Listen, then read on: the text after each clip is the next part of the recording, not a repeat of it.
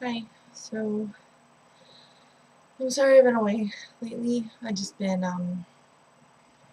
busy, going through a lot, dealing with a lot of things.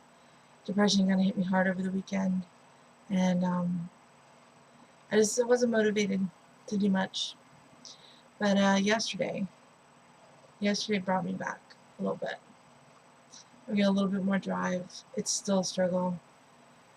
Just making myself open this program and start recording was work, but I did it. Here's to hoping I can do it again tomorrow. So what was it about yesterday that made things a little bit better? Well, I got a little boost in confidence at school. I was told that I would easily excel in any field that I wanted to take in the culinary industry. Um, that I'm smart for not thinking that I can just get out of school and just immediately open a restaurant. That it's smart of me to plan and want to work at different venues of many different kinds within the culinary industry to get more training on the job experience, and more managerial experience. I do want to work my way up somewhere to be a manager, so I can learn a little bit more how to run a restaurant. I have experience managing restaurants. Some people may say that fast food shouldn't count, but it does. I was assistant manager at Little Caesars. It was the first job I've ever had. Um, I was given a lot more responsibility than an 18-year-old probably should have been, but I handled it well. Um, and then at Burger King, I was also an unofficial assistant manager. I was paid an assistant manager's wage, and I was in charge of training and some other things. So I was never officially given the title, but I did have the hours and the pay and the experience. um, those are my experiences managing in the culinary world. I do have other manager experience. I tend to advance well at jobs, so obviously I'm showing good leadership qualities. Um, I have no problem yelling at people in my kitchen. So I've always known that should I ever open a restaurant and be uh, the executive chef, I would have no trouble running that kitchen. I would respect my coworkers, my employees, um, and I wouldn't, be egotistical, because that's the one thing that chefs need to watch out for. Do not be egotistical. You're not too good to wash dishes, okay? So, and that's one thing we talked about in my intro to culinary class yesterday is, as a chef, you need to watch that. You're never too good to wash your own dishes. If you're not willing to do the same amount of work, then who's going to respect you? Definitely not your staff. So I I'm fine with the washing, the cooking, the cleaning, all of that. I'm also really good at motivating my crew and getting them moving and doing what they need to do in order for us all to succeed. So I have no doubt that I would succeed in the aspect of running a kitchen. Now, whether or not my business plan and my goal for my restaurant and bakery would succeed and be something that I could actively run and one day, step out of the kitchen and just run as owner, um, and put another executive chef in charge of, that's another story. That's something I'm gonna have to find out. I'm gonna have to find out by testing myself in that situation. Not as an executive chef, but working my way up to line cook, and from there to maybe sous chef, things like that. So, and I when discussing this at school yesterday with one of my chefs, um, I told them that I want to go and maybe work different venues, different situations, different atmospheres, and get different experiences at all kinds of culinary industry fields and areas of expertise, things like that. I want to work cruise ship, maybe one year work a cruise ship. I think the least amount of time I've seen so far for a chef on a cruise ship to work out of the year is about 7 months. So, you know, the most common is 9 months. So that's 9 months at sea, being on call 24/7. You know, that's a tough gig, but I want to give it a try. I really do. So, you know, it could be a very long time before I open a restaurant, but I really want to do it right. I mean, if I open this restaurant, this is my legacy. You know, this is my stamp on the world, and I want to make sure it's a memorable one. You know. So I'm wishing that I hadn't waited this long to go to school. I really am. I'm kicking myself in the ass. If I had a time machine, I would go back and tell myself to go to college. Get your GED. Do it now. But I don't have a time machine, so. Oh well.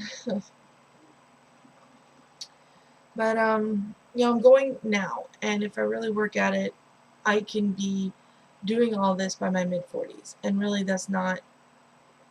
Oh, God, that's so old. It is so old. Oh my God. If you're under 25 and you're watching this right now and you're wondering whether you should go to college, go to college. It's very tiring at this age. It really is. Anyways. The hardest thing for me, though, was figuring out what I wanted to do. I wish. I've always loved to cook. I've always loved to bake. It just never occurred to me that I can use this as a profession. And I don't know why it didn't occur to me. You know, it didn't hit me until 2008, and then I still procrastinated. 4 years. I procrastinated 4 years. God, in those 4 years, if I hadn't procrastinated like that, I could have a degree, associate's degree at least, by now. I could be in Seattle. Oh, I could be in Seattle right now. But you know what? There's no point lingering in the past. What's done is done. I just gotta focus on the future, so I'm going to. And there's another thing that happened in school yesterday that excited me. Apparently, one of the externship options open to us is at Disney World. Yeah. My hat's in the ring. And I honestly, if I got to have an externship there, I don't know what I'd do with myself. That would be amazing, just absolutely amazing. But we'll see. You know, I don't know if it's gonna happen. I need to get some more courses under my belt. This coming fall is gonna be really, really hard on me. Really, really, really hard on me. I'll probably have more interesting journal vlog entries at that point. I'm gonna take laminated doughs, intro to cakes, and I'm gonna take maybe canning or maybe ice creams. I haven't decided which. But either way, it's gonna be 12 credit hours that semester, and all the classes are gonna be with me on my feet constantly. I'm gonna try and space them out so that I'm not really hurting myself, but hopefully by then I'll have lost enough weight that it won't matter. My back won't go out all the time. But we'll see. Yeah, we'll see. Oh, and then last night, what really cheered me up a lot, watching some videos with my friend Josh. We watched some Olin Rogers videos. And I don't know if you know who that is, but if you click here, you'll be able to go check out some of his videos. He is absolutely hilarious. He's adorable. He's so geeky. I love it.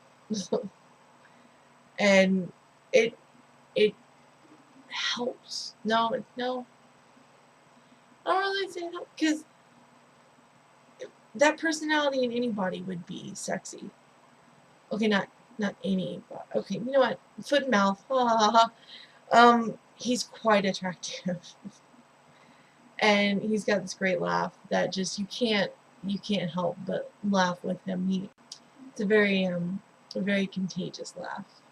And I highly recommend you check out his videos. He's very, very funny. In case you missed it, it's right here again. Olin Rogers. Check him out. If you are having a crappy day, if you feel like you're not going to make it through the day, no matter what mood you're in, watch his videos. He will have you laughing. And if he doesn't make you laugh, then something is really wrong. You should see a doctor.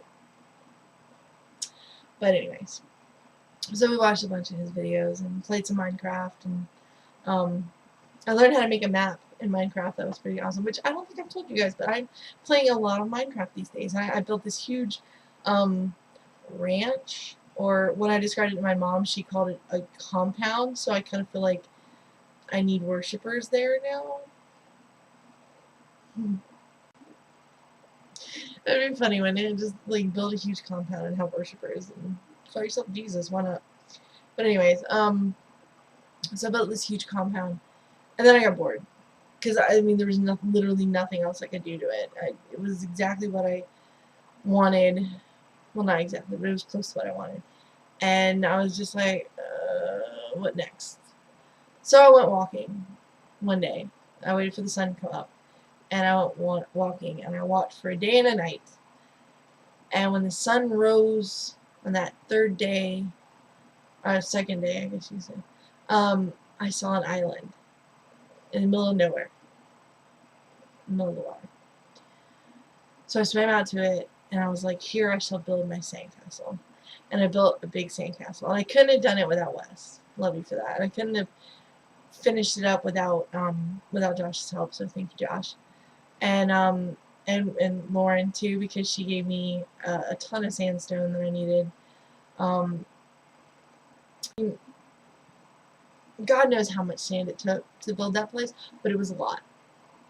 It was a lot, and it's all sand. There is a wooden porch on the front, but the rest is all sand and glass. And I use sand to make glass, so sandcastle. And it's got glass floors and tons of windows around it. It's got a glass ceiling. It's got a fish tank in there, which, you know, you can't have fish in Minecraft, so it's basically just a tank with water in it. But I like how it looks, so it's staying. But it's got a lighthouse on top of it, which is really awesome. So yeah, that's my update. Sorry I was gone so long. I hope you forgive me. I hope you guys will keep watching, because it's going to get exciting here soon, hopefully. I contacted these people about the Zumba classes. Hopefully I will hear from them by Monday so that I can go ahead and make those arrangements, because tomorrow, Friday, I'm going to talk to the manager at the local gas station up from my mom. They're hiring again, and they just put out the sign, so I really want to get that job. So I'm going to go talk to them and try and get that job. I don't care if I have to grovel and beg. I need a job. Part-time. I'll work 5 hours a week. I don't care. I just need something.